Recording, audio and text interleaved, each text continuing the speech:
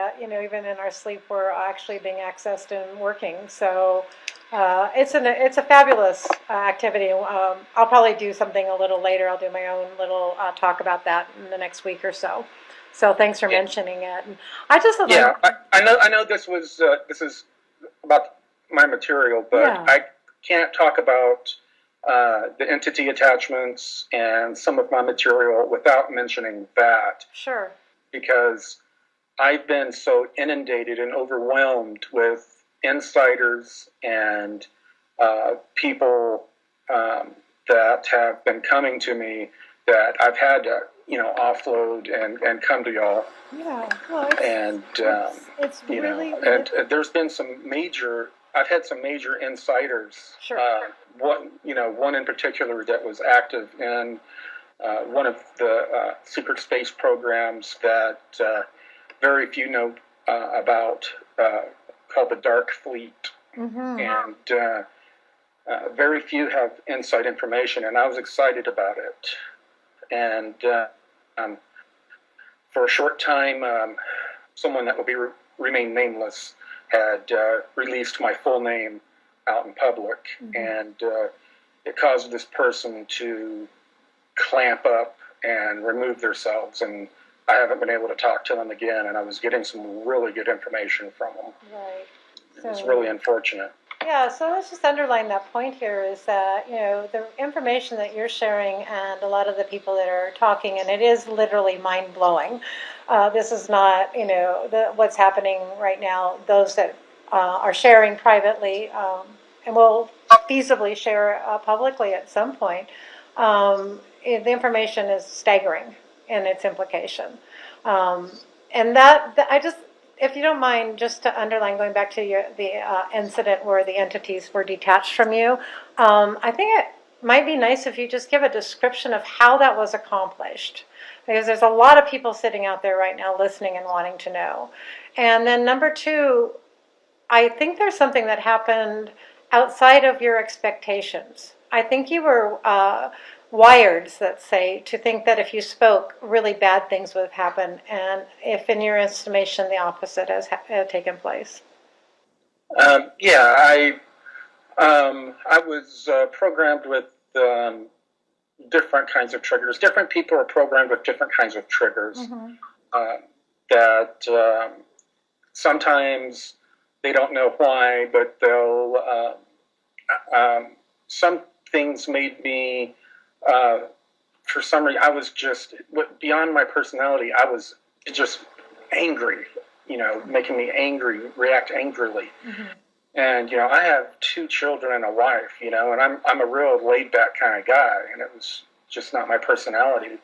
And I would see certain materials online or that kind of thing, and there's different triggers, and people don't realize that people can come onto a forum, and it may look like they're on there to give a narrative that looks pretty interesting, but they're giving triggers on purpose, and it can cause people that are programmed with triggers, different kinds of triggers, to hurt themselves, hurt their family, to go as far as even murder or suicide, and or emotionally abuse people.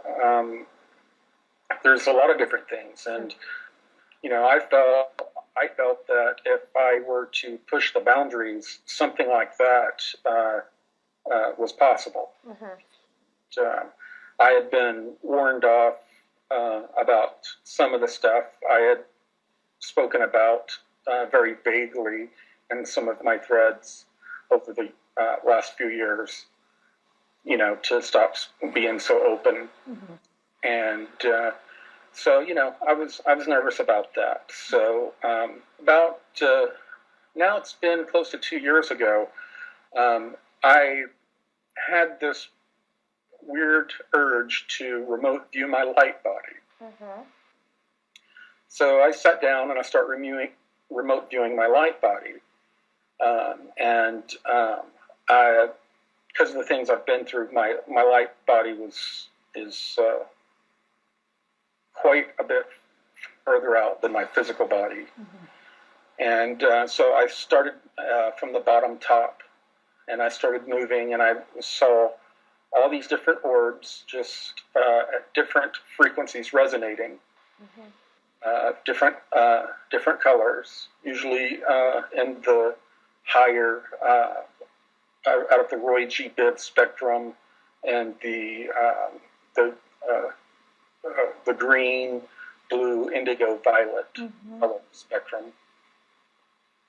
And the overall background field color was kind of a yellowish color that I was in. And so I was moving throughout the spheres, moving my way up, and I got about 3/4 of the way up, and I saw a red sphere, smaller than the others, and it wasn't vibrating. It was just out of place, sitting there. And I immediately, with my mind, I moved to it, and I looked at it. And I was like, what is this? And in my mind, I said, go transparent, what's inside? And about a 90-degree arc of a sphere, if you can picture that, went translucent. And sitting inside of it was a being.